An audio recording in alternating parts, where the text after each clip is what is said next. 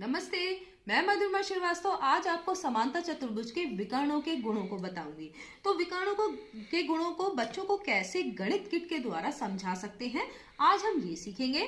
तो समांतर चतुर्भुज के बारे में आप जानते हैं कि समांतर चतुर्भुज के आमने सामने की भुजाएं बराबर और समांतर होती हैं। साथ ही जो सन्मुख कोण है वो बराबर होते हैं और आसन्न कोण, कोई भी दो आसन्न कोण, चाहिए दोनों चाहिए ले लीजिए, इनका योग 180 डिग्री होता है। तो चलिए विकर्णों के गुण समझते हैं। तो एक ये समांतर चतुर्भुज है, हमने बनाया है। अब इसको इसके ऊपर रख लेते हैं ताकि आप इसे अच्छे से देख पाए। एक सारणी बनेगी। अब आप इसको देखिए कि ये जो, मान लीजिए हम शीर्ष मान लेते हैं ए बी सी डी, तो ये भुजा हो गई ए बी, ये बी सी, ये सी डी और ये डी ए।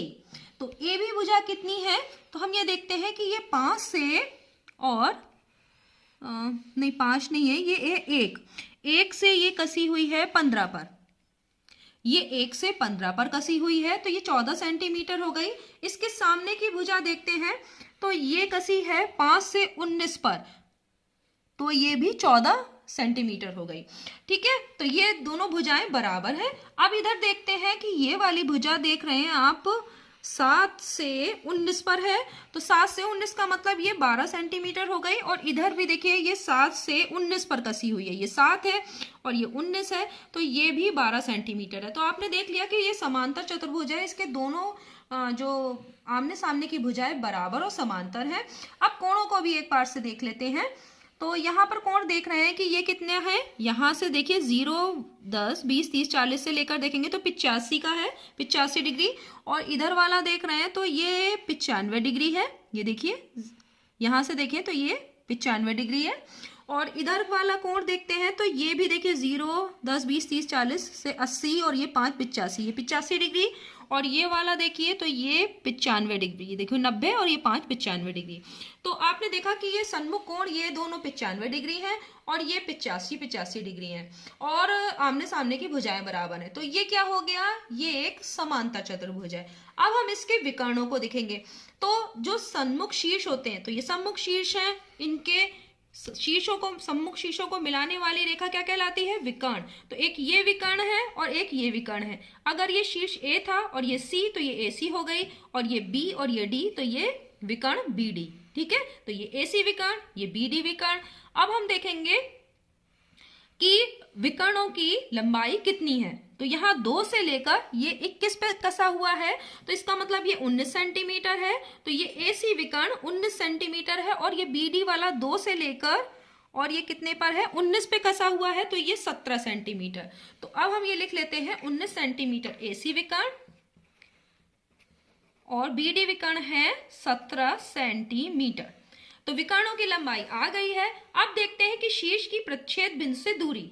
अगर ये प्रच्छेद बिंदु यहां पर दिख रहा है, ये देखिए आप, ये दोनों, इसको पास से दिखाना। तो अगर समांतर चतुर्भुज के विकर्ण एक दूसरे को समद्विभाजित करते हैं, तो इसका मतलब है कि जो OA है वो OC के बराबर होना चाहिए। इसी तरीके से OB OD के बराबर होना चाहिए। तो चलो इसको देख लेते हैं। यहां पर देखिए ये पूरी नाप थी 2 से लेकर 21 तक, यानी 19 सेंटीमीटर। तो अब ये कितना है, यहां से देखिए ये कितना आ रहा है, जहां पर कि ये दोनों एक दूसरे को काट रहे हैं। तो ये बिंदु है जहां पर ये दोनों एक दूसरे को काट रहे हैं, ये वाला बिंदु। अब इससे देख लेते हैं कि ये देखिए कितनी दूरी है, 1 2 3 4 5 6 7 8 9 और ये 9.5, 9.5 यहां आ रहा है। और इधर भी देखिए 1 2 3 4 5 6 7 8 9 और ये 9.5। तो ये 9.5 और 9.5 सेंटीमीटर क्या आ रहा है, AO और OC। तो यहां पर लिख देंगे 9.5 और ये 9.5। और AC पूरा कितना था, 19 सेंटीमीटर। तो 9 9 दूनी 18 और ये 0.5 19 सेंटीमीटर पूरा हो गया। इसका मतलब है कि जो ये प्रच्छेद बिंदु है उससे यहाँ शीर्ष तक की दूरी OA और OC बराबर है। अब इस तरफ भी देख लेते हैं। ये देखिए OB और ये OD। अब ये पूरा था 17 सेंटीमीटर। अब 17 सेंटीमीटर में ये वाला देखिए यहां तक जहां ये दोनों मिल रहे हैं, यानी प्रच्छेद बिंदु ओ। यहां से देखिए ये 1 2 3 4 5 6 7 8, 8.5। ठीक है, इधर भी देख लेते हैं।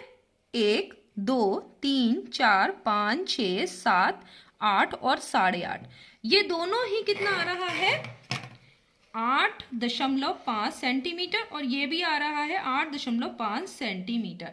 तो इन दोनों को अगर जोड़ेंगे 17 सेंटीमीटर। इसका मतलब क्या है कि समांतर चतुर्भुज के विकर्ण एक दूसरे को समद्विभाजित करते हैं, यानी प्रच्छेद बिंदु से शीर्ष तक की दूरी कितनी होगी, बराबर होगी। तो यहां पर देखा आपने कि OA और OC बराबर है, इधर OB और OD बराबर है। तो आपने इससे ये निष्कर्ष निकाला कि समांतर चतुर्भुज के विकर्ण एक दूसरे को समद्विभाजित करते हैं।